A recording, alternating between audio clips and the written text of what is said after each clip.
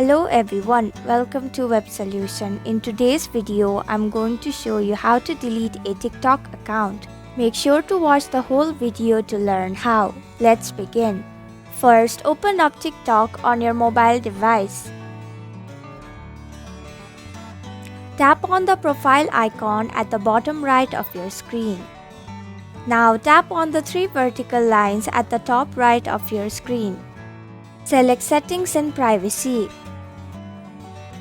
Now go ahead and tap on Account.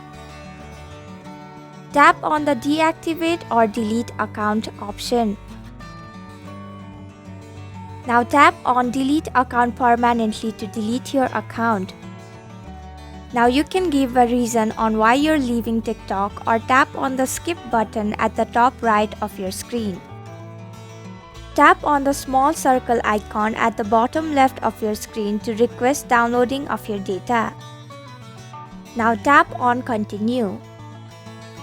Tap on Continue to go ahead with the deleting process. Now you can enter your password and tap on Delete Account to permanently delete your account.